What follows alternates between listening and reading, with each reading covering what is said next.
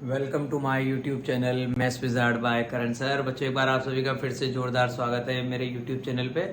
और मेरे 11th के प्यारे प्यारे भाइयों, मेरी बात सुनो। कल तक अपन कहानी कर चुके थे एपी और एपी से रिलेटेड क्वेश्चंस की। मैंने आपसे कहा था लास्ट टाइम जाते जाते, अब मैं आपके लिए जीपी लेके आऊँगा बेटा।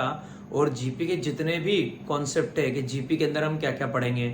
जैसे हमने एपी में देखा था कि एपी की nth टर्म को रिप्रेजेंट कैसे करते हैं, एपी की एन टर्म्स का जो सम है वो हम कैसे फाइंड आउट करते हैं, वही सारी कहानी बेटा यहाँ पे जीपी में भी है। तो जीपी में आपको बहुत मजा आएगा। आपको एपी अच्छे से समझ में आ गई, आपको जीपी भी समझ में आने वाली है। बेटा देखिए, मैंने यहाँ पे बोर्ड पे कुछ सीक्वेंसेस लिखी है आप लोगों के लिए। जैसे पहली सीक्वेंस मैंने ये लिखी है, सेकंड सीक्वेंस मैंने ये लिखी है। अब इसमें और एपी में क्या फर्क होता है बेटा। एपी में तो हमने देखा था कि अगर हम कोई सीक्वेंस एपी कहते हैं तो कब कहते हैं, जब हमारा कॉमन डिफरेंस सेम होता है। अगर कोई सीक्वेंस एपी है तो हम क्या कहते हैं, कॉमन डिफरेंस क्या होना चाहिए, सेम होना चाहिए। कॉमन डिफरेंस सेम का मतलब जैसे हमने लिख दिया 1 लिख दिया, 4 लिख दिया, 7 लिख दिया, 10 लिख दिया। आप कहेंगे सर इन दोनों के बीच का गैप 3 है, इनका भी 3 है, इनका भी 3 है, इसलिए सर ये सीक्वेंस एपी है। तो फिर जीपी में क्या होना चाहिए। जीपी में मेरे भाइयों अभी से मैं आपको नाम बता देता हूं। जीपी में कॉमन रेशियो सेम होना चाहिए। कोई भी सीक्वेंस अगर जीपी है, a sequence is an GP if the common ratio is same. अगर कॉमन रेशियो सेम है, कॉमन रेशियो का मतलब आप सेकंड टर्म को फर्स्ट टर्म से डिवाइड करिए। 4 को आपने 2 से डिवाइड किया, आंसर कितना आ गया बच्चों, 2। अब आप इस थर्ड टर्म को सेकंड टर्म से डिवाइड करिए। आपने 8 को 4 से डिवाइड किया, आपका आंसर कितना आ गया, 2। फिर अब आप इस फोर्थ टर्म को थर्ड टर्म से डिवाइड किए, 16 को 8 से डिवाइड करिए, आपका आंसर कितना आ गया, 2। इन द सेम मैनर आप आगे जाएंगे और आप 32 को 16 से डिवाइड करेंगे तो भी वापस आपका आंसर कितना आया, 2। मतलब अगर हम किसी टर्म को उसकी प्रीवियस टर्म से डिवाइड कर रहे हैं और डिवाइड करने पर continuously we are getting the same answer, same number अगर मुझे मिल रहा है, जैसे मैंने इसको डिवाइड किया 2 आया, इसको किया 2 आया, तो अगर ऐसा चल रहा है तो हम उस सीक्वेंस को क्या कहते हैं मेरे दोस्तों, जीपी कहते हैं। और वो जो हमें नंबर मिला है, जैसे यहाँ पे क्या मिला है, 2, इस 2 को हम बोलते हैं मेरे भाइयों क्या, कॉमन रेशो। तो कॉमन रेशो को हम आर से रिप्रेजेंट करते हैं, जैसे हम कॉमन डिफरेंस को डी से करते थे, ऐसे कॉमन रेशो को मेरे भाइयों हम आर से रिप्रेजेंट करते हैं। तो यहाँ पे आर की वैल्यू कितनी आ गई, 2 आ गई। अब ऐसे ही इस सीक्वेंस को चेक करते हैं। एक और सीक्वेंस मेरे पास यहाँ पे है। मैंने इस सीक्वेंस को देखा तो मैंने चेक किया कि अगर मैं 1/27 को डिवाइड कर रहा हूँ मेरे भाइयों किससे, 1/9 से, ये मैंने डिवाइड किया। तो डिवाइड करने पे मेरा आंसर क्या आएगा, 1/27 मल्टीप्लाई बाय रेसिप्रोकल हो जाएगा 9/1। 9 से 27 3 बार कट गया, कितना है बच्चों, 1/3। इसको इससे डिवाइड करने पे 1/3 आया। आगे भी करके देखता हूँ।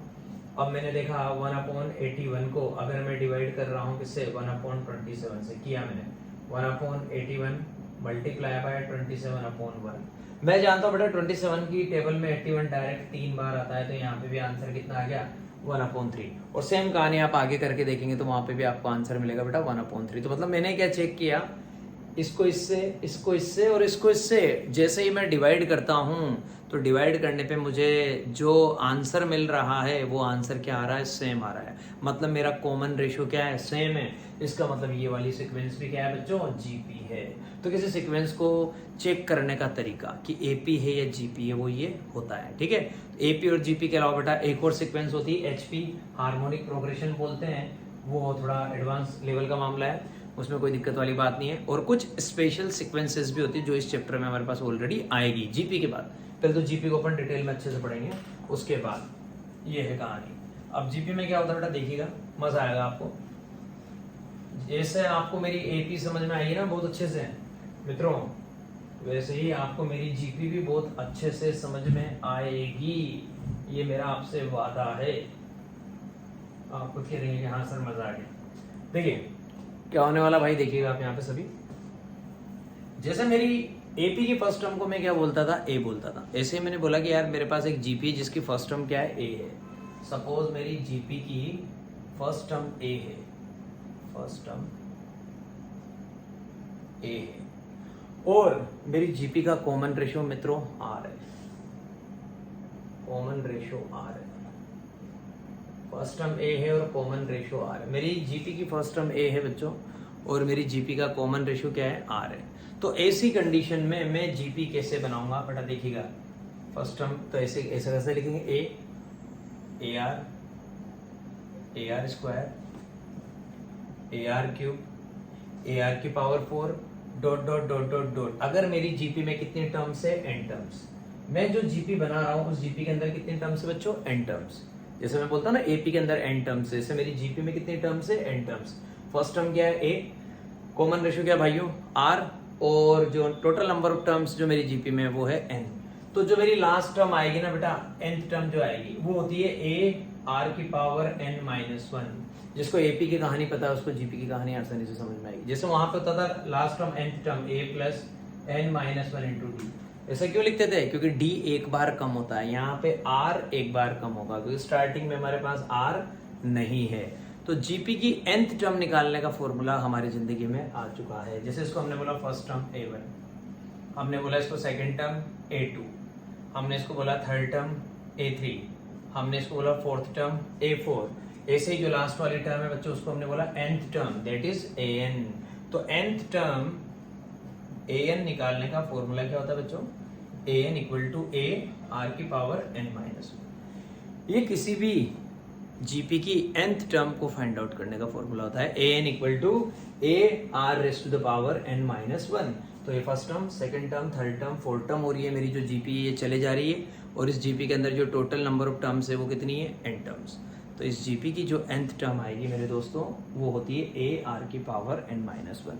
अब इस पे क्वेश्चन किस तरीके का होता है, कैसा होता है वो मैं आपको बताता हूँ। बड़ा सिंपल सा क्वेश्चन है, आपकी बुक में दे रखा है, find the 10th term and nth term of the GP. एक जीपी है जिसकी 10th टर्म और nth टर्म निकालनी है। एक जीपी है मेरे भाइयों जिसकी 10th टर्म और nth टर्म निकालनी है। 10th टर्म मतलब a10 निकालना है, 7th टर्म बोलेगा तो a7। अब आपको चैप्टर में बहुत मजा आ रहा होगा, मुझे बहुत अच्छे से यकीन है कि जिन्होंने एपी अच्छे से पढ़ लिया ना उन्हें जीपी में बहुत मजा आता है। जीपी एपी से भी सीधी है देखा जाए।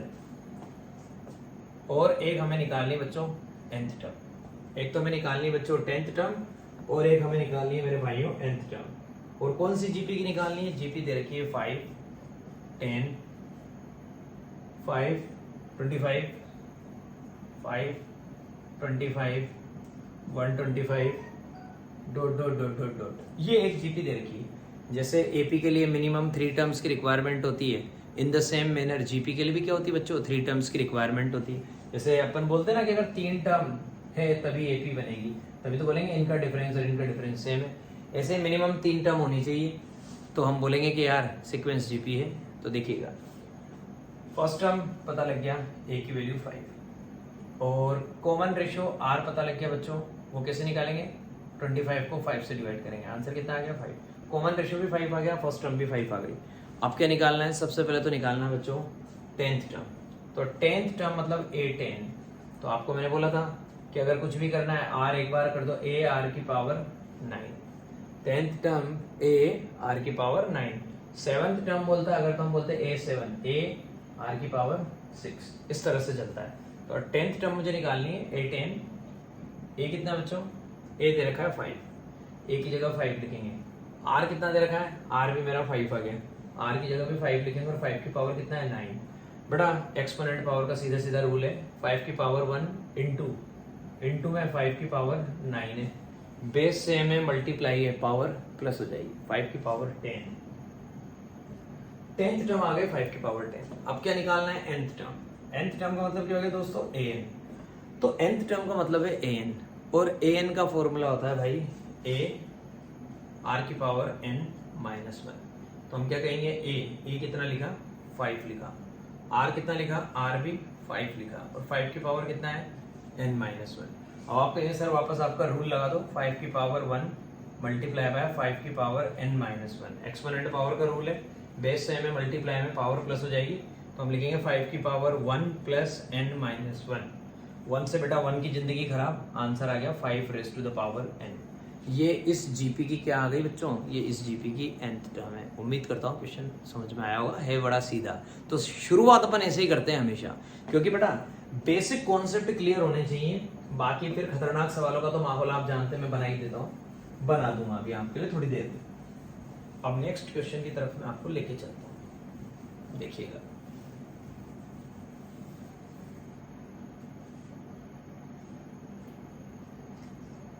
कहा गया है मुझसे ये क्वेश्चन बड़ा प्यारा लगता है मुझे। क्वेश्चन नंबर 2 जो है वो कहा गया है विच टर्म मतलब कौन सी टर्म। तो फिर अपना डायलॉग रिपीट करूंगा सेम, कि जिन्होंने एपी में इस तरीके के क्वेश्चन कर रखे हैं वो तुरंत समझ जाएंगे। विच टर्म मतलब मुझे क्या पता भाई कौन से टर्म, हम तो एक ही डायलॉग देते हैं कि वो क्या है nth टर्म। तो which term of the GP, which term of the GP, GP दे रखी 2 8 32 dot dot dot dot dot dot up to n terms. कहां तक जा रही है? Up to n terms. मतलब हमारी इस जीपी में n टर्म्स है दोस्तों। Is 131072 is 131072। अब इतने आगे में कैसे जाता है यार? तो मेरे को तो बोला कि भैया इस जीपी की कौन सी टर्म, तो मैं यही थोड़ी ना करता रहूंगा 32 को 2 से, फिर उसको 2 से, ये फिर तो मजा क्या है जीपी पढ़ने का। तो जीपी का एप्लीकेशन काम में लूंगा। Which term of the GP 2832 up to n terms is equal to this one. ठीक है भैया, ये मुझसे कहा गया है। तो मैंने यहाँ पे क्या देखा बेटा कि इस जीपी की कौन सी टर्म ये होनी चाहिए। तो हम शुरुआत करेंगे कि ये जो है ना क्या होनी चाहिए? nth टर्म होनी चाहिए। Let it is nth term. तो हम लिखेंगे an इक्वल टू 131072। कभी भी ऐसा कोई सा भी क्वेश्चन आ जाए, बोला जाए कि जीपी की कौन सी टर्म ये होनी चाहिए, जीपी की कौन सी टर्म इतनी होनी चाहिए, हमें नहीं पता। सपोज वो क्या है? nth टर्म है, तो जो भी दे रखा है उसको an करके लिख दो। an equal to this one. अब an जो है उसका फॉर्मूला बच्चों आपको अच्छे से पता होता है, a r की power n minus 1 equal to 131072। आप कहेंगे सर a निकाल लो और r निकाल लो, क्योंकि हम फाइंड आउट कर सकते हैं। a की वैल्यू कितनी आएगी बच्चों? a की वैल्यू आ जाएगी first term that is 2। r की वैल्यू इसको इससे डिवाइड करेंगे, common ratio r equal to 8/2। 8 को हम 2 से डिवाइड करेंगे, r की वैल्यू कितनी आ गई बेटा? 4 आ गई। पुट कर देते हैं 2 और r की जगह 4 पुट किया, 4 की power n minus 1 equal to 131072। 2 multiply में डिवाइड में चला जाएगा, तो 4 की power n minus 1 equal to 131072 को आप 2 से डिवाइड करेंगे, ये रहा 131072। इसको 2 से डिवाइड करेंगे, आपका आंसर आएगा 65536। 2 से डिवाइड करना, कुछ भी नहीं करना। अगर आप इसको 2 से डिवाइड करेंगे 1,31,072 को, तो आपका आंसर आएगा 65,536। 2 से डिवाइड करने पे आंसर आएगा। कोई बहुत बड़ा कमाल नहीं हुआ, 2 से डिवाइड करना है बस, और कुछ भी नहीं। ये कर दिया। अब उसके बाद बेटा मैं आपको एक ट्रिक बताता हूँ। यहाँ पे लिखा हुआ है 4 की पावर n माइनस 1, इधर लिखा हुआ है 65,536। एक्सपोनेंट पावर में मैंने बहुत अच्छी चीजें सीखी थी। अगर मुझे कोई क्वांटिटी जो अननोन है वो पावर में आ रही है, कहाँ पे आ रही है? पावर में, क्योंकि n की वैल्यू निकालनी है। तो यहाँ और यहाँ अगर मैं बेस इक्वल कर सकूं तो मैं बेस इक्वल कर दूं। ये सबसे बेस्ट ट्रिक होती है कि बेस इक्वल कर दो, क्योंकि बेस इक्वल होते ही हम क्या कहेंगे? पावर भी इक्वल हो जाएगी, क्योंकि रूल होता है एक्सपोनेंट पावर का। जैसे कुछ छोटी क्लासेस में से क्वेश्चन आया करते थे 2 की पावर x इक्वल टू, यहाँ लिखा होता था 2 की पावर 3। तो आप लोग क्या करते थे? सर दोनों का बेस सेम है, सर दोनों का बेस सेम है और बीच में सर इक्वल टू है, इसलिए दोनों की पावर सर सेम हो जाएगी। तो सर आंसर आ जाएगा x इक्वल टू 3। ऐसे होती है बेटा कहानी। तो आंसर आ जाएगा x इक्वल टू 3। तो क्यों ना मैं इनका बेस इक्वल करने की कोशिश करूं। तो बेटा मैं आपको बता देता हूं कि ये जो 65,536 है ना, ये 4 की पावर 8 होता है। अगर आपको यकीन ना हो तो आप बेटा इसको सॉल्व करके देखना। 65,536 आपको कब मिलेगा? जब आप 4 को 8 बार मल्टीप्लाई करेंगे, 4 into 4 into 4 dot dot dot dot 8 times. जब आप 4 को 8 टाइम्स मल्टीप्लाई करेंगे ना, तो आपको आंसर मिलेगा 65,536। और किसी को यूँ लगता है सर कैसे आया, तो फिर वो अपना प्राइम फैक्टराइजेशन, कोई लोड वाली बात नहीं है। तो 4 की पावर 8 लिखूंगा मैं इसकी जगह, 4 की power n minus 1 equal to 4 raise to the power 8। ऐसा होते ही मेरा दोनों तरफ दोस्तों बेस क्या हो गया? इक्वल हो गया। तो मैं क्या कहूंगा? दोनों तरफ बेस इक्वल है तो पावर सेम आ जाएगी। तो इसका मतलब n माइनस 1 इक्वल टू कितना आ जाएगा? 8 आ जाएगा। माइनस का 1 कर जाएगा, प्लस का 1, तो n की वैल्यू आ जाएगी 8 प्लस 1। n की वैल्यू आ जाएगी बच्चों 9। तो n की वैल्यू आ चुकी है मेरे पास 9। तो मैं बोलूंगा कि ये इस जीपी की कौन सी टर्म है? 9th टर्म है, क्योंकि जो n की वैल्यू आएगी वही नंबर की, तो ये आपकी टर्म है।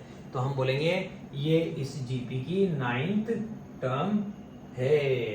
तो एक ये वाला क्वेश्चन भी आपको आना चाहिए। आपकी एक्सरसाइज में, सरकारी किताब में आपको एक्सरसाइज 9.3 में इस तरीके के क्वेश्चंस बिल्कुल देखने को मिलेंगे बेटा, ठीक है।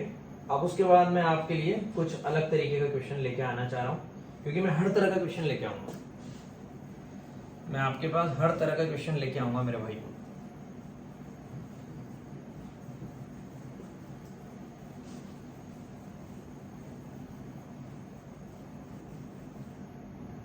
देखिए, आपकी बार जो क्वेश्चन है वो बड़ा प्यारा है। In a GP the third term is 24। GP में क्वेश्चन पूरा नहीं लिख रहा, डायरेक्ट इंडिकेट करके लिख देता हूं। इन अ जीपी थर्ड टर्म को हम क्या बोलेंगे? A3। थर्ड टर्म मतलब A3 दे रखा है मुझे 24। Third term is 24 and the sixth term मतलब A6 वो दे रखा है दोस्तों 192। फाइंड द टेंथ टर्म निकालनी है। फाइंड टेंथ टर्म, फाइंड करना है टेंथ टर्म, ठीक है भैया। अब मुझे टेंथ टर्म फाइंड आउट करनी है। तो देखिएगा, आप कहेंगे सर A3 दे रखा है। सर A3 का मतलब होता है आपका AR², क्योंकि देखिए यहाँ जीपी चल रही है AR² AR³ ध्यान रखना, AP में मत उलझ जाना मेरे दोस्तों। A6 का मतलब होता है AR², तो कितना दे रखा है? 24। A6 होता है बच्चों AR⁵। ये कितना दे रखा है? 192। अब मुझे एक इक्वेशन तो बेटा ये पता लग गई, और मुझे एक इक्वेशन ये पता लग गई। जब मुझे इस तरह की कहानी पता लग जाती है ना, तो जिस तरह से मैं एपी में जब दो इक्वेशन बन जाती थी, तो आप याद करिए एपी में तो मैं क्या करता था? माइनस करता था, ताकि एक कोई सा भी जो हमारा वेरिएबल है वो खत्म हो जाए, उसकी जिंदगी खराब हो जाए। जीपी में क्या करना पड़ता है दोस्तों? जीपी में कहानी थोड़ी सी अलग है। जीपी में डिवाइड करना पड़ेगा, क्योंकि यहाँ पे आपके पास इस इक्वेशन में भी ए है, इस इक्वेशन में भी ए है, तो ए से ए काटने का एक ही तरीका है, हम दोनों इक्वेशन को क्या कर दें? डिवाइड कर दें। तो देखिएगा मेरे भाइयों, इक्वेशन नंबर 2 को इक्वेशन नंबर 1 से डिवाइड कर रहा हूँ, तो इसके अपोन में उसको लिख रहा हूँ, ये लिखा AR², ठीक है। और 192 को डिवाइड करूंगा किससे? 24 से। आप कहेंगे सर ए से ए कट गया, ऊपर R⁵ नीचे R², सर एक्सपोनेंट पावर का रूल लगा दो, बेस सेम, डिवाइड में पावर, सर माइनस कर दो, R³ आ गया।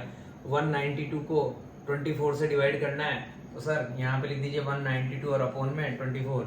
सर एक काम करते हैं, ऐसा करते हैं, इसको 6 से कट कर लेते हैं, 6 से 24 कट जाएगा सर 4 बार, और 6 3 जा 18, सर 1 बचा 12, तो 6 2 जा 12, हो गई कहानी। सर 4 से 32 कट जाएगा सर 8 बार। सर जी R³ आ चुका है आपके पास, कितना? 8। R³ आ चुका है मेरे भाइयों मेरे पास 8। अगर R का क्यूब 8 है तो डेफिनेटली मैं क्या लिखूंगा? 8 होता है 2 का क्यूब। तो हम कहेंगे कि अब की बार पावर सेम है तो बेस इक्वल हो जाएगा। उल्टा कॉन्सेप्ट लगाया अब की बार, तो अब की बार पावर सेम है तो बेस इक्वल हो जाएगा। तो R की वैल्यू कितनी आ गई भाई? R की वैल्यू आ गई मेरे भाइयों 2। R मिल गया, बस जिंदगी में खुशी हो गई। क्यों? क्योंकि अब R की हेल्प से मैं किसको लेके आने वाला हूँ? A को लेके आने वाला हूँ। तो R की वैल्यू मेरे पास 2 आ गई। किसी भी इक्वेशन में जाके पुट कर देते हैं, फर्स्ट में रखते हैं A, और यहाँ पे R का स्क्वायर करना है। 2 का स्क्वायर करेंगे तो कितना आ जाएगा? 4 आ जाएगा। इक्वल टू में कितना है दोस्तों? 24।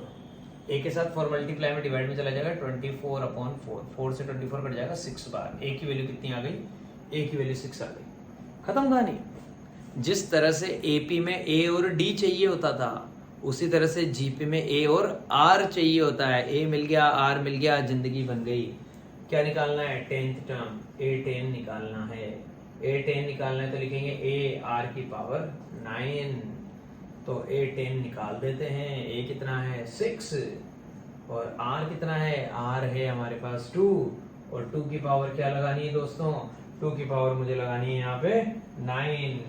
2 की पावर 9 मुझे लगानी है, तो 6 को मल्टीप्लाई करना बच्चों किससे? 2 की पावर 9 से। अब 2 की पावर 9 जो भी आपका आंसर आएगा उससे मल्टीप्लाई करेंगे। 2 की पावर आपको पता होना चाहिए। 2 की पावर 5 हमें पता होता है बेटा 32 होता है। 32 को अगर हम 2 से करेंगे तो 64 आएगा। 2 की पावर 6 होता है, और 2 की पावर 7 जो होता है वो 128 होता है, और 2 की पावर 8 जो होता है वो मेरे भाइयों 256 होता है, और 2 की पावर 9 जो होता है वो 512 होता है, 512। तो 6 को मल्टीप्लाई कर देंगे 512 से। 6 को मल्टीप्लाई कर देंगे 512 से, और अब कुछ नहीं करना, सिर्फ मल्टीप्लाई करके शो करना है। हम कहेंगे यार कि 6 2 जा 12 2 1 के ही 6 1 जा 6 और 1 7 और 6 5 जा 30 3072 3072, that is the 10th term of this GP. इस जीपी की ये 10वीं टर्म है, 10th टर्म है। उम्मीद कर रहा हूँ सबको मेरी बातें समझ में आ रही होगी, और अच्छे से समझते रहो दोस्तों, आपको मजा आ जाएगा चैप्टर में। आप कहेंगे सर एपी जीपी में कोई दिक्कत नहीं आ रही है। अब आपको मैं नया कॉन्सेप्ट सिखाने वाला हूँ। नया कॉन्सेप्ट क्या? जिस तरह से हमने एसएन के बारे में पढ़ा था ना, एपी की एन टर्म्स का सम, वैसे ही मैं आपको अब जीपी की एन टर्म्स का सम पढ़ाने वाला हूँ। जिस तरह से हमने एपी की एन टर्म्स का सम पढ़ा था वहां पे, ऐसे ही हम जीपी की एन टर्म्स का सम पढ़ने वाले हैं। सम ऑफ, नया कॉन्सेप्ट आ गया, n terms of a GP. किसी जीपी की एन टर्म्स का सम, वही रिप्रेजेंटेशन तो वैसे ही करेंगे, एसएन के थ्रू रिप्रेजेंट करेंगे। जैसे यहाँ पे nth टर्म को an लिखा था, जैसे हमने यहाँ पे nth टर्म को क्या लिखा था, an, ऐसे सम को हम क्या लिखेंगे बच्चों, sn। ये तो रिप्रेजेंटेशन का हमारा वे हो गया कि कैसे रिप्रेजेंट करेंगे। अब क्या होता है बेटा, sn में यहाँ पे हमारा मतलब क्या हुआ, sn का मतलब हो गया a plus AR plus AR square plus AR cube plus dot dot dot dot dot dot dot a r की पावर n-1। ये sn का मतलब ये होता है। sn का मतलब किसी जीपी की n टर्म्स का सम। अगर हमारी जीपी में टोटल नंबर ऑफ टर्म्स कितनी है, n है, तो उस जीपी की n टर्म्स का सम निकालने की जो ट्रिक होती है वो होती है a plus AR plus AR square plus AR cube. अब अपन इसके लिए फॉर्मूला तैयार करने वाले हैं। भाई SN का मतलब ये होता है कि सारी टर्म्स को स्टार्टिंग से लेकर लास्ट तक की सारी टर्म्स को प्लस कर दीजिए। तो SN का फॉर्मूला क्या होता है, SN का फॉर्मूला होता है a, दो फॉर्मूले मैं आपको बताऊंगा, a r की पावर n-1 अपॉन r-1। ये एक फॉर्मूला तो ये होता है। ये आपको पता है कब लगाना है, जब आपका कॉमन रेशियो 1 से बड़ा है, इफ r ग्रेटर देन 1। मैं दो फॉर्मूले बताऊंगा आपको, और दोनों फॉर्मूले इतने बढ़िया लगेंगे आपको कि हाँ कॉमन रेशियो r अगर 1 से बड़ा है तो ये लगाना है, और अगर आपका r 1 से छोटा है तो SN का फॉर्मूला थोड़ा सा चेंज हो जाएगा। a, देखिए यहाँ पे r की पावर में n और फिर उसमें से 1 माइनस होगा, 1 माइनस r की power n upon 1 minus r if r less than 1। अगर r ग्रेटर देन 1 है तो ऐसा करना है, और अगर r लेस देन 1 है तो ऐसा करना है। तो r ग्रेटर देन 1 में क्या करना है, SN equal to a r की power n-1 upon r-1 if r greater than 1। और अगर r लेस देन 1 है तो बच्चों हमको ये काम करना है, a 1 माइनस r की power n upon 1 minus r। ये दो फॉर्मूले आपको पता होना चाहिए बेटा, जिसमें आपका काम हो जाएगा, एक नंबर आपका शानदार काम हो जाएगा। क्वेश्चन कैसे आएंगे देखिएगा, मैं आपको बताने वाला हूँ 1 बाय 1। पहला क्वेश्चन जो मैं आपके लिए ले रहा हूँ बड़ा अच्छा लगेगा आपको।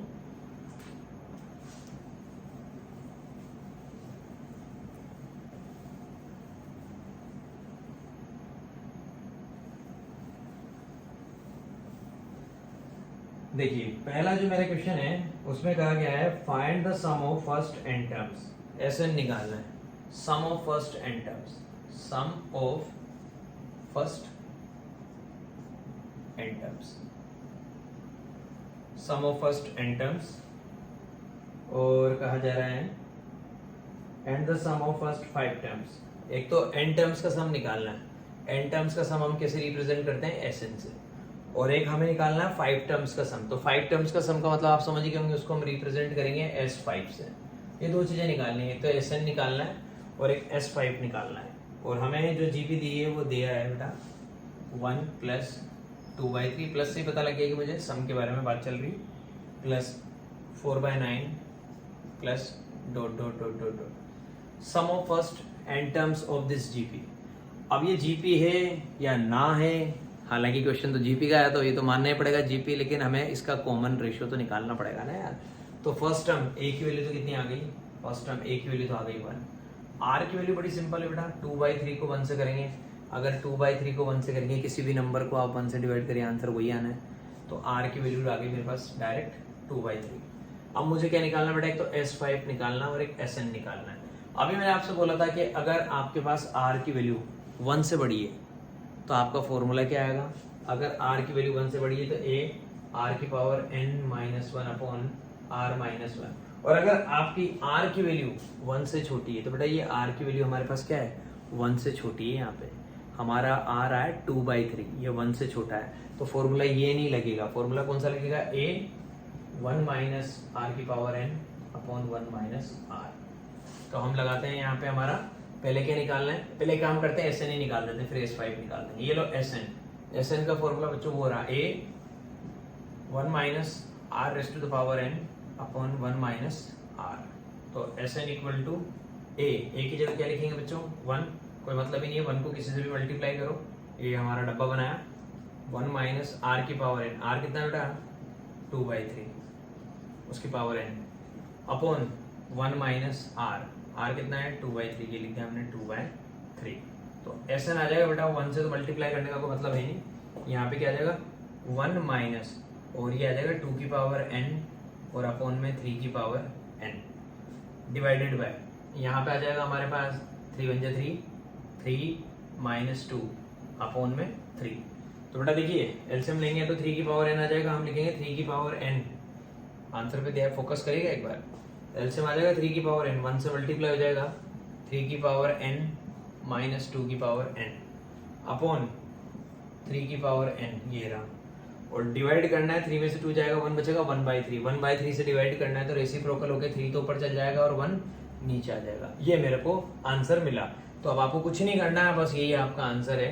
ऊपर यहाँ पे आपने देखा 3 मल्टीप्लाई हो रहा है किससे, 3 की पावर n माइनस 2 की पावर n, और अपॉन में क्या दे रखा बच्चों 3 की पावर n। कुछ नहीं करना, आपको दिख रहा है ये दोनों का बेस क्या है बच्चों, ये दोनों का बेस सेम है। और डिवाइड में तो पावर क्या कर दो, माइनस कर दो। आप लिख देंगे SN इक्वल टू 3 की पावर 1 माइनस n, और डब्बे में जो चल रहा है 3 की पावर n माइनस 2 की power. That is your answer. ज़्यादा कॉम्प्लिकेशन करने की जरूरत नहीं है। आप चाहते हैं तो उसको स्टार्टिंग में भी छोड़ सकते थे, लेकिन मैंने जानबूझ के आपको एक्सपोनेंट पावर के लो लगा के दिखाया। मैं चाहता ना तो मैं यहाँ पे भी आंसर छोड़ सकता था, 1 माइनस 2/3 की पावर n, और यहाँ पे आपके लिए सीधा लिख देता 1/3। 1/3 रेसिप्रोकल के चला जाता है, यहाँ पे 3 बन जाता, बाकी और कुछ भी नहीं होता। यहाँ पे मैं 3 बना देता, लेकिन मैंने जानबूझ के एक स्टेप आपको आगे की करके दिखा दी। तो ये हमारा SN निकल चुका है। अब ये हमारा SN आया ना दोस्तों, अब हमें क्या निकालना है, अब हमें S5 निकालना है। तो अब की बार क्या करना है, कुछ नहीं करना, n की जगह 5 रखना है बस। यहाँ पे n की जगह क्या रखना है 5। अब की बार हम लिखेंगे S5 इक्वल टू वही इस फॉर्मूले में पुट करेंगे। a की जगह पहले हमारा 1 लिख देते हैं, एक बार दिखाना है, एक बार दिखा देते हैं। a 1 माइनस r की पावर n, r कितना है बेटा, r आप जानते हैं आपके पास 2/3 है, तो आप लिखेंगे 1 माइनस 2/3 की पावर, अब n की जगह 5 लिखना है तो 2/3 की पावर हम क्या लिखेंगे 5 लिखेंगे, डिवाइडेड बाय 1 माइनस r, तो यहाँ पे आ जाएगा 1 माइनस 2/3, ये लिख दिया हमने। S5 इक्वल टू, अब नीचे तो आ गया मेरे पास आंसर बेटा 3 बन जा 3 माइनस 2 1/3, नीचे का आंसर तो क्या आएगा बेटा 1/3, और यहाँ का ऊपर का आंसर क्या आएगा आप देखिएगा 1 माइनस, आप लिखेंगे 2 की पावर 5 अपॉन 3 की पावर 5, ये आएगा आपका यहाँ का आंसर 1 माइनस 2 की पावर 5 अपॉन 3 की पावर 5, क्योंकि वो दोनों की पावर है। और अपॉन में क्या चल रहा है दोस्तों, अपॉन में चल रहा है 1/3, क्योंकि 3 बन जा 3 और 3 में से 2 जाएगा 1 बचेगा, 1 बचेगा तो 1/3 मेरा आंसर आ जाएगा। यहाँ पे हम लिखेंगे S5 इक्वल टू, हमारे पास आंसर आने वाला है 3 की पावर 5 को 1 से करेंगे 3 की पावर 5, और 3 की पावर 5 का मतलब होता है मेरे भाइयों, आप बहुत अच्छे से जानते हैं 3 को 5 बार मल्टीप्लाई करना है, 3 इंटू 3 इंटू 3 इंटू 3 इंटू 1 2 3 4 5, 3 3 9 9 3 27, 27 को 3 से करेंगे 81, 81 को 3 से करेंगे 243, 243 माइनस 2 की पावर 5 का मतलब सिंपल 32, और डिवाइड करना है किससे, डिवाइड करना है बेटा हमारे को यहाँ पे 3 की पावर 5 वापस लिखना पड़ेगा, क्योंकि 3 की पावर 5 तो यहाँ पे आया था, और 3 की पावर 5 कितना आया था 243। अब इस पूरे को डिवाइड करना है 1/3 से, तो इसके अपॉन में 1/3, तो 3 तो रेसिप्रोकल के ऊपर आ जाएगा और 1 यहाँ रह जाएगा। अब हम क्या करेंगे, पहले 243 में से 32 को माइनस करेंगे, तो ये रहा हमारा 243, उसमें से 32 को माइनस कर लेते हैं, 243 माइनस कर लिया 32, 3 में से 2 जाएगा 1, 4 में से 3 जाएगा 1, और ये आ जाएगा 2, 211। तो S5 आ चुका है हमारे पास 211, और ऊपर 3 है और नीचे 243 है, तो 3 से 243 कट जाएगा बेटा कितनी बार 81 बार, तो ऊपर तो आ गया 211 और अपोन में क्या आ गया बच्चों 81। ये मैंने आपको एक कंप्लीट सॉल्यूशन करके दिखाया, पूरा आंसर निकाल के दिखाया, एकदम परफेक्ट आंसर जो निकलना चाहिए वो मैंने आपको निकाल के दिखाया 211/81। अब देखो आप और कमाल की चीज, और सम पे और कैसा क्वेश्चन आता है ये देखिएगा आप। सम पे एक और मजेदार क्वेश्चन दिखाएंगे हम आपको, मजा आ जाएगा आपको। देखिए, how many terms of the GP, how many terms of the GP, मतलब जीपी में कितने टर्म्स ली जाए, ये यूं कहना चाह रहा है। How many terms of the GP, 3, 3/2, 3/4 ...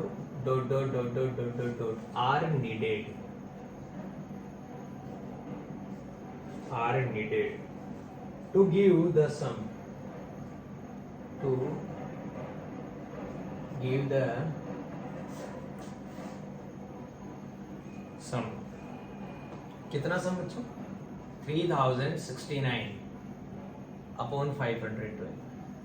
मतलब जीपी में कितने टर्म्स ले, जैसे तो फर्स्ट है, ये सेकंड है, ये थर्ड है, फिर 4 ले, 5 ले, से कितने टर्म ले, कितनी टर्म्स लेनी पड़े कि हमारी जो जीपी में बनाना चाह रहा हूं ना उसमें सम हो जाए बेटा 3069/512, इतना सम हो जाए, कितनी टर्म ले पर। तो हमने देखा यार कि जीपी में कितने टर्म्स ले कि इतना सम हो जाए। सपोज हमारी जीपी में हमने n टर्म्स ले ली, n टर्म्स, मैंने क्या बोला, ऐसा कोई सा भी क्वेश्चन है हर बार फिक्स से कहानी कि भैया हमें नहीं पता कितनी लेनी है, let there be n terms, let there be n terms. हमने बोला कि n टर्म्स ले लो,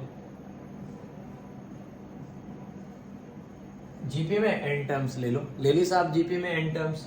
इसका मतलब ये SN दे रखा है, ये हमें SN दे रखा है 3069 अपॉन, हमें यहाँ पे दे रखा है बच्चों 512, 3069/512। तो मुझे पता लग गया कि यहाँ पे ये जो कहानी चल रही है ना, ये कहानी जीपी के n टर्म्स के सम के बारे में चल रही है, और जीपी के n टर्म्स का सम मैंने ये इंडिकेट करके दिखा दिया। अब कितने टर्म ली जाए, तो इसका मतलब ये हमारा SN है। अब कैसे होगा क्वेश्चन, SN का फॉर्मूला लगाएंगे A।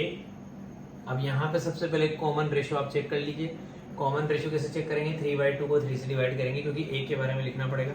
A तो हमारी क्या है, फर्स्ट टर्म है 3, और R के बारे में बताना पड़ेगा, R आएगा बच्चों 3/2 को डिवाइड करना है किससे, 3/2 को हमें डिवाइड करना है किससे, 3 से। आप वही कहेंगे सर अगर डिवाइड करना है, डिवाइड को मल्टीप्लाई में बना दो, इसका रेसिप्रोकल कर दो, 1/3, 3 से 3 कट गया, आंसर आ गया सर आपका 1/2।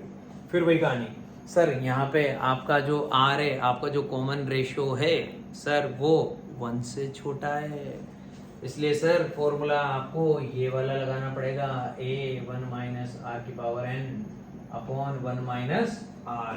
मुझे ये वाला फॉर्मूला लगाना पड़ेगा, तो यहाँ मैं R की वैल्यू लिख देता हूँ बेटा 1/2, सब कुछ आपको करके दिखा दिया। SN का फॉर्मूला आप डायरेक्ट लिखूंगा, A डब्बे में 1 - R⁻n अपॉन 1 - R।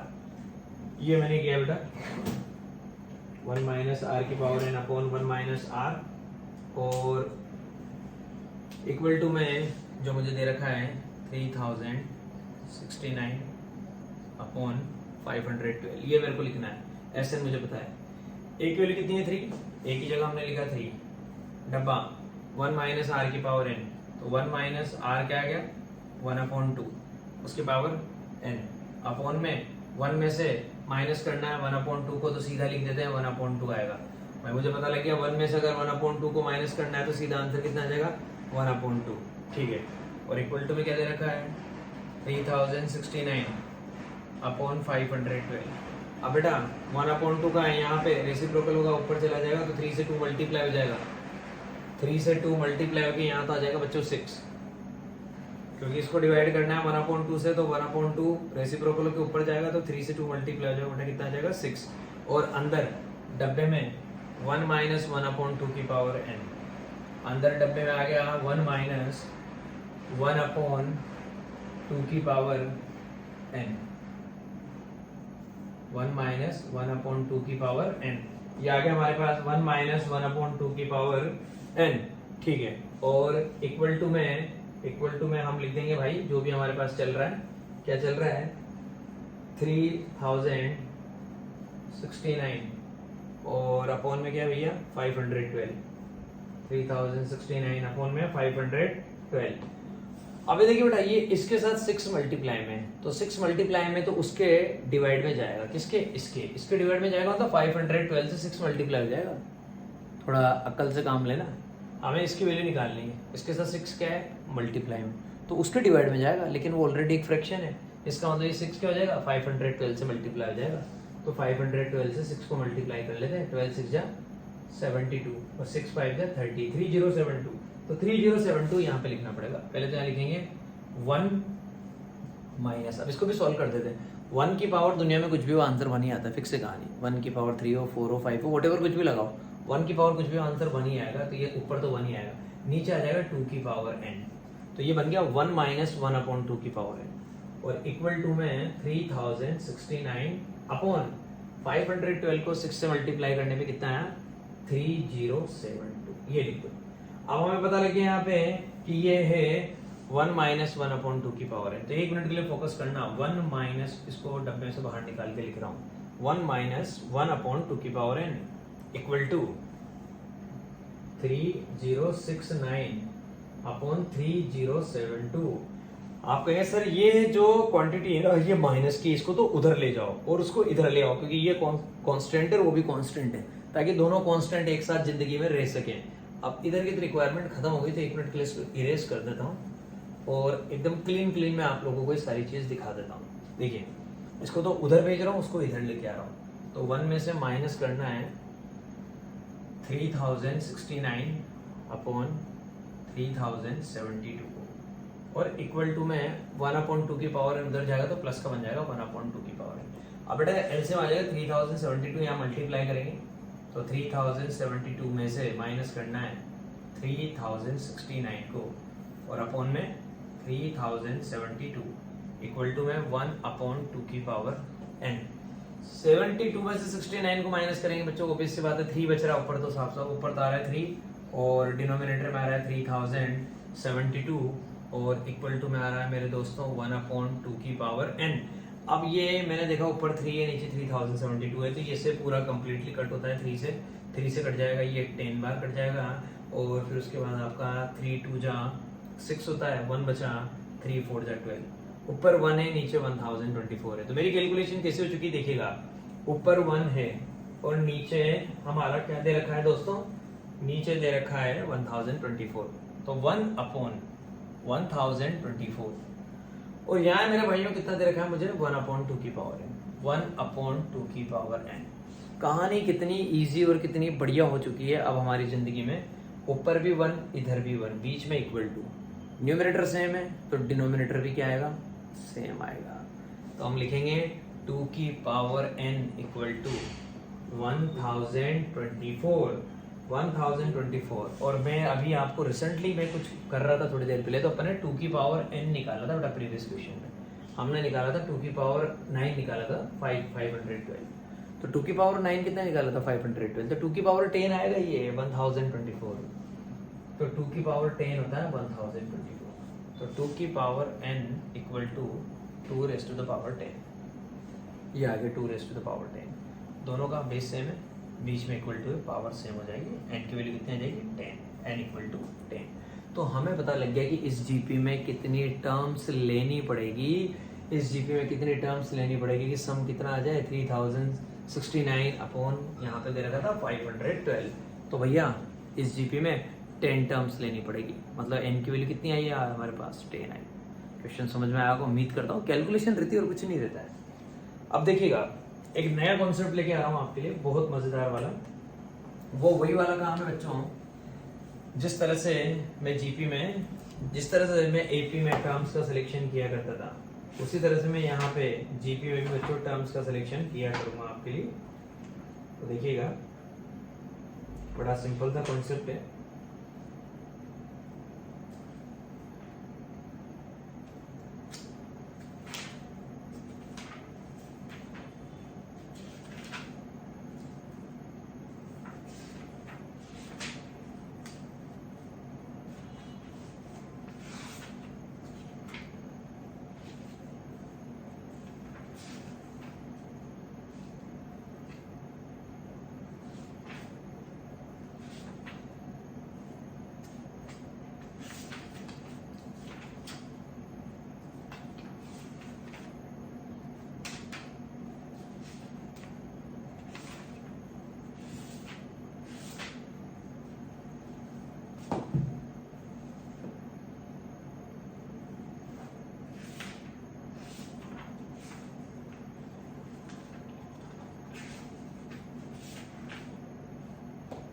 देखिएगा,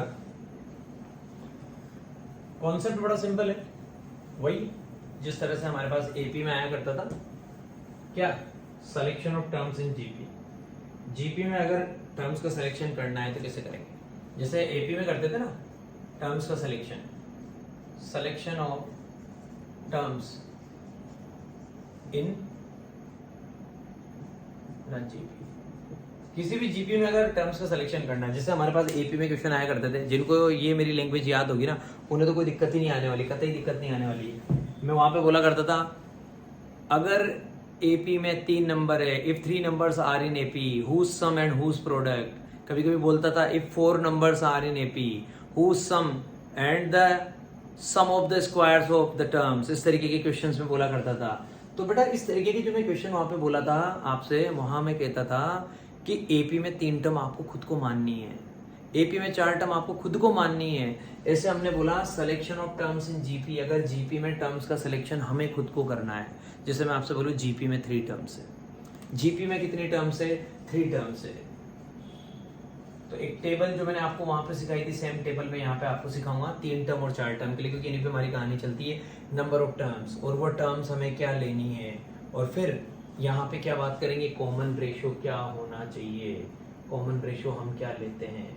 तो दोस्तों देखना, अगर नंबर ऑफ टर्म्स कितनी है, नंबर ऑफ टर्म्स मेरी जीपी में अगर 3 है, तो ऐसी कंडीशन में जो मैं टर्म यहाँ पे अज्यूम करता हूँ, वो अज्यूम करता हूँ ए अपॉन आर, ए और ए आर। यहाँ पे अपन इस ट्रिक से काम करेंगे, यहाँ यूं नहीं कि ए आर स्क्वायर। अगर हम ये वाली काम में लेके पॉलिसी क्वेश्चन सोल्व करेंगे तो जल्दी सोल्व होगा, अगर खुद को अगर हमें सिलेक्शन करना है तो। हमसे बोला जाए let there are 3 numbers in GP, अच्छा जीपी में 3 नंबर है, ऐसे आएंगे, number of terms 3, A upon R, A और ए आर। कॉमन रेशियो यहाँ पे आ रही है, आप चाहें तो चेक करके देख लीजिए। आप ए को डिवाइड करिए बच्चों किससे, ए अपॉन आर से। भाई आपको कॉमन रेशियो चेक करना तो पता होना चाहिए ना कि भाई जीपी है कि नहीं। ए को डिवाइड करिए ए अपॉन आर से, ए मल्टीप्लाई बाय इसका हो जाएगा रेसिप्रोकल, आर ऊपर चला जाएगा नीचे आ जाएगा, ए से ए कैंसिल, आंसर कितना आ गया बच्चों, आर। यहाँ तो साफ ही दिख रहा है, अगर आपने ए आर को ए से डिवाइड कर दिया, ए से ए कट गया, आंसर कितना आ गया, आर। मतलब हमारी ये जो टर्म्स है ये जीपी में है, खत्म कहानी। उसके बाद अगर जीपी में कितने टर्म्स का सिलेक्शन करना है, 4 टर्म्स का सिलेक्शन करना है, तो 4 टर्म्स के लिए भी आ जाइए, A upon R cube comma A upon R, फिर हम लिखेंगे ए आर और लिखेंगे ए आर क्यूब। अगर जीपी में 4 टर्म्स का सिलेक्शन करना है, अगर जीपी में 4 टर्म्स का सिलेक्शन करना है, तो 4 टर्म्स का सिलेक्शन इस तरीके से होगा मेरे दोस्तों, A upon R cube, A upon R, A R और ए आर क्यूब। अब आप कहेंगे सर यहाँ पे कॉमन रेशियो कितना है, मैं कहूँगा बच्चों यहाँ पे आर स्क्वायर है, क्योंकि ए अपॉन आर को आप डिवाइड करेंगे ए अपॉन आर क्यूब से, तो आप लिखेंगे A upon R multiply by R cube ऊपर चल जाएगा, ए नीचे आ जाएगा, ए से ए की जिंदगी खराब, आर से आर क्यूब, तो आंसर आ जाएगा आर स्क्वायर। और यहाँ आप डिवाइड करेंगे, देख लीजिए, ए आर क्यूब को अगर ए आर से किया, ए से ए कट जाएगा, आंसर कितना आ जाएगा, आर स्क्वायर। इसका मतलब यहाँ का कॉमन रेशियो आर स्क्वायर। तो कॉमन रेशियो को जबरदस्ती नहीं कि आर ही होता है, कॉमन रेशियो एक ऐसा नंबर होता है जो हर बार सेम आना चाहिए। अब की बार इस कंडीशन में हमारा कॉमन रेशियो आर स्क्वायर है, और प्रीवियस कंडीशन में हमारा कॉमन रेशियो आर है, खत्म कहानी, सीधी सीधी सी बात है। तो अगर सिलेक्शन करना है तो सिलेक्शन इस तरह से करना है। अब एक क्वेश्चन लेता हूं इस पे, ठीक है, फिर उसके बाद अपन आगे की बात देखते हैं कि आज करेंगे या कल करेंगे। पहले इस पे क्वेश्चन देखो मेरे भाइयों,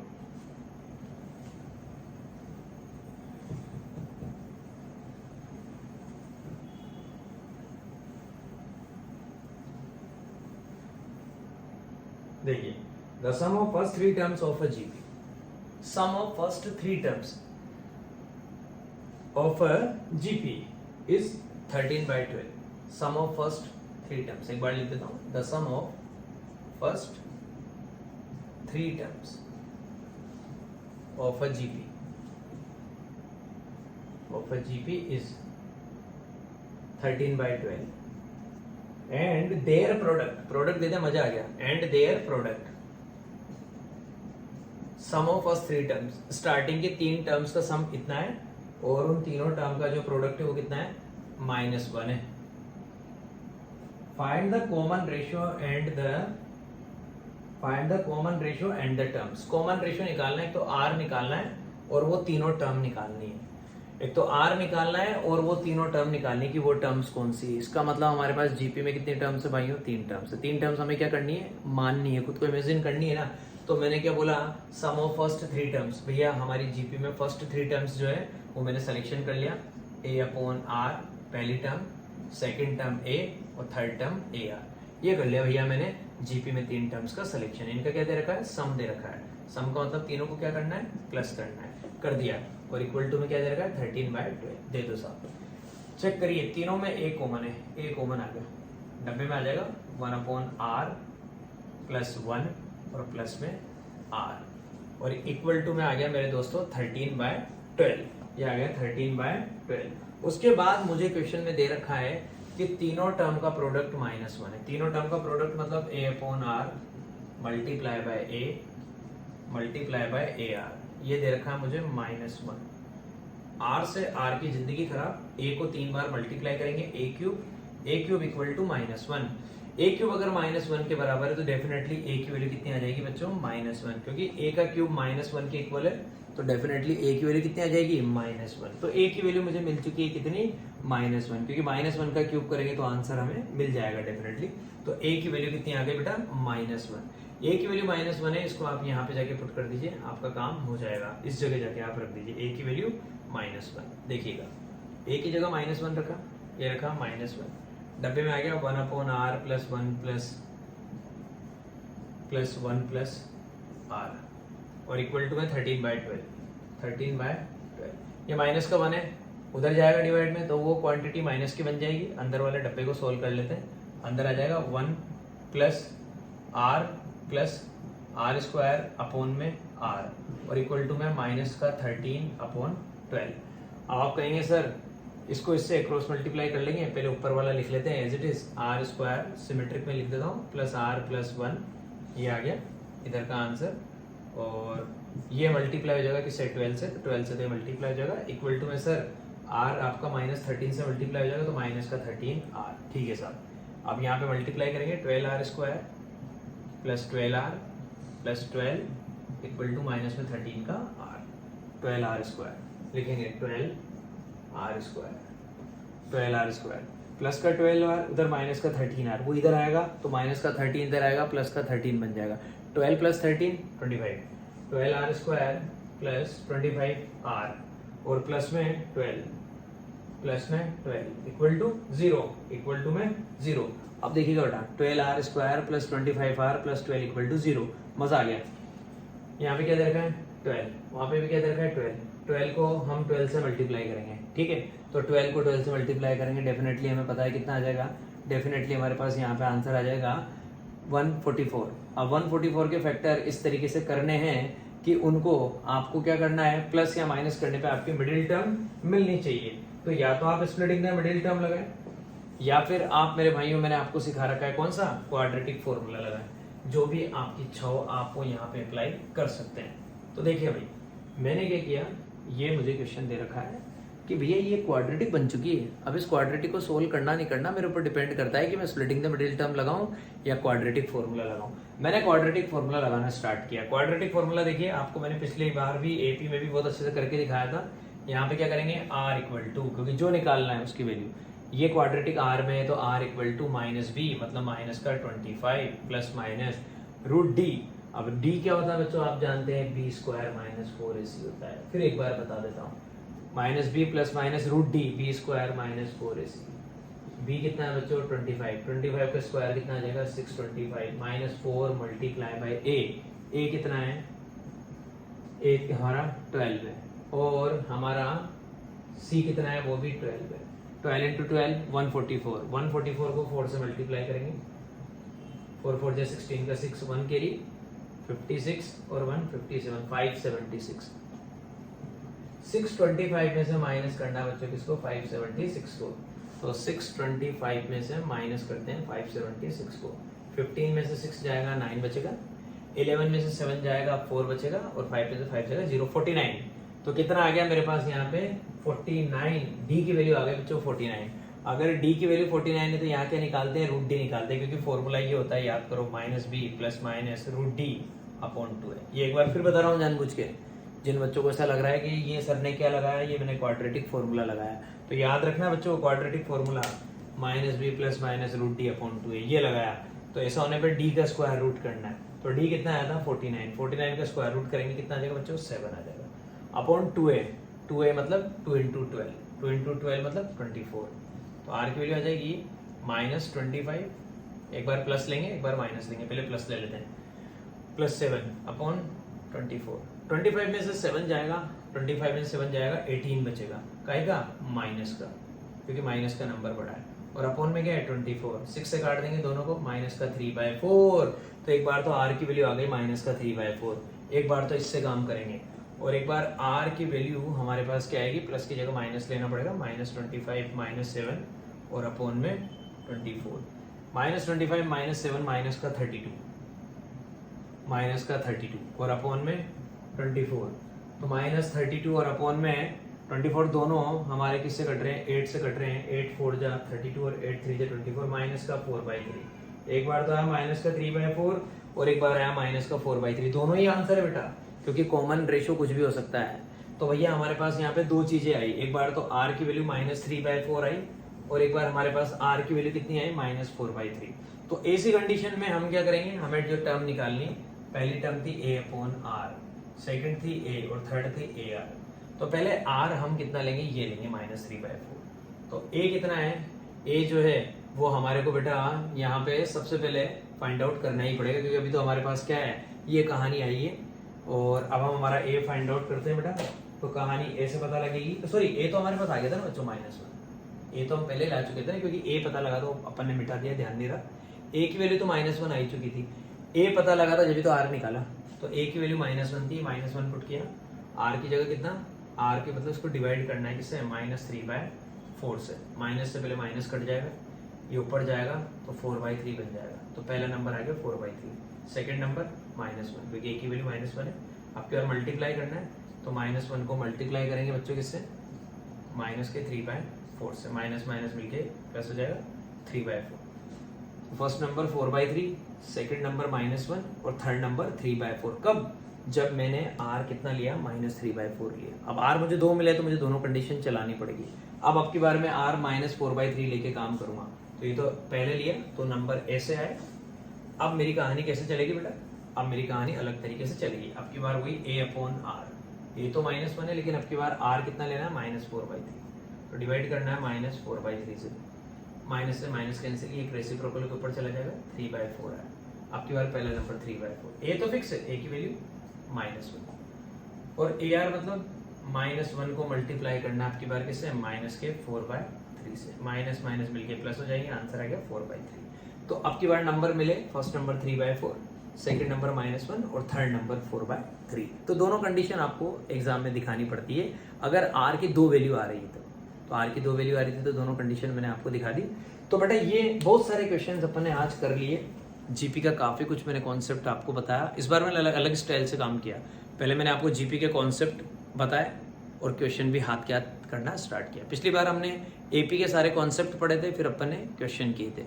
आज मैंने आपको जीपी का कॉन्सेप्ट बताया, फिर क्वेश्चन लिया, फिर कॉन्सेप्ट बताया, फिर क्वेश्चन लिया, ये प्रोग्राम किया। अब अभी जीपी के कुछ कॉन्सेप्ट और बच रहे हैं और क्वेश्चंस तो बचेंगे इसी डेफिनेटली, तो वो अपन अपने अगले लेक्चर में करेंगे। ठीक है दोस्तों, तब तक के लिए bye bye, have a nice day, मिलते हैं अपने नेक्स्ट लेक्चर में।